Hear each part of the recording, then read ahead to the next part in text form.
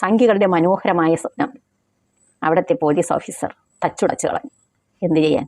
പ്രദേശത്ത് സംഘർഷം സൃഷ്ടിക്കാൻ ഒരു കൂട്ടം സംഖ്യകൾ ചേർന്ന് ഉത്തർപ്രദേശിലെ അലിഘട്ടിലെ ക്ഷേത്ര മതിലിൽ ഐ ലവ് യു മുഹമ്മദ് എന്ന് എഴുതി.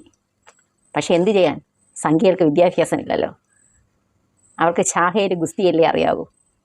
അങ്ങനെ എഴുതിയത് മൊത്തം സ്പെല്ലിംഗ് മിസ്റ്റേക്ക് ആയിരുന്നു, എന്ന് വെച്ചാൽ അക്ഷരത്തെറ്റ്. അത് കണ്ടപ്പോൾ നമ്മുടെ പോലീസ് ഓഫീസറിന് ഒരു സംശയമുണ്ടായി. അദ്ദേഹം ആ സംശയത്തിന് പിന്നാലെ CCTV ദൃശ്യങ്ങൾ പരിശോധിച്ചു. അപ്പോഴാണ് കാര്യം പിടികിട്ടിയത്. ഐ ലവ് യു മുഹമ്മദ് എന്ന ക്ഷേത്ര മതിലിൽ എഴുതി വയ്ക്കുമ്പോൾ സ്വാഭാവികമായും ഒരു സമുദായത്തെ അധിക്ഷേപിക്കാൻ വേണ്ടിയായിരുന്നു അവർ ചെയ്തത്. ആ ഗ്രാമത്തിൽ ആ സമുദായത്തെ ഒറ്റപ്പെടുത്തുക എന്ന ഉദ്ദേശത്തോടു കൂടിയാണ്. പക്ഷേ പോലീസ് ഓഫീസറുടെ സമയോചിത ഇടപെടൽ കാരണം ഒരു സംഘർഷത്തിന് വഴിയൊരുക്കാതെ യഥാർത്ഥ പ്രതികളെ നിയമത്തിന് മുന്നിൽ കൊണ്ടുവന്നു. ഒക്ടോബർ 15-നാണ് കേസിനാസ്പദമായ സംഭവം ഉണ്ടാകുന്നത്. ഈ 4 പ്രതികളും നേരത്തെ ആ പ്രദേശത്തിലെ തന്നെ മുസൽമാന്മാരായ ബിസിനസ്സുകാരുമായി ചില ഭൂമി തർക്കങ്ങൾ നിലനിന്നിരുന്നു. ആ ഗ്രാമത്തിനെ അവർക്കെതിരെ തിരിക്കാൻ വേണ്ടിയാണ് പ്രതികൾ ഈ കൃത്യം നിർവഹിച്ചത്.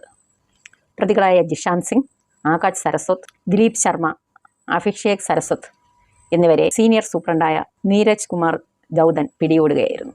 देखो इस मंदिर पे आइला मोहम्मद लिख दिया है, इस पे ये सामने और साइड में आइला मोहम्मद लिखा हुआ है।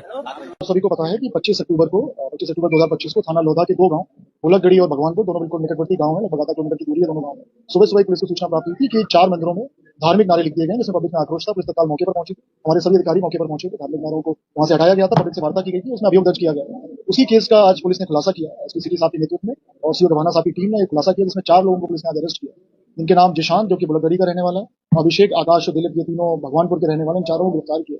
इनसे पूछताछ की गई और हमारे पास कुछ और साक्ष्य थे, जिसमें कि हमारे पास CCTV फुटेज था, हमारे पास CDR थी, हमारे पास जो नारे लिखे गए जिनमें स्पेलिंग मिस्टेक्स थी, हर नारे में स्पेलिंग मिस्टेक थी। तो उन सभी तथ्यों को गांव वालों से वार्ता करके और पुराने केस रिकॉर्ड्स को देख के हम लोगों ने खुलासा किया। तो देखो इस मंदिर पे आइला मोहम्मद लिख दिया है, इस पे അദ്ദേഹം ഇവരെ പിടികൂടിയില്ലെങ്കിൽ ആ പ്രദേശത്തെ അവസ്ഥ നിങ്ങളൊന്ന് ചിന്തിച്ചു നോക്കൂ.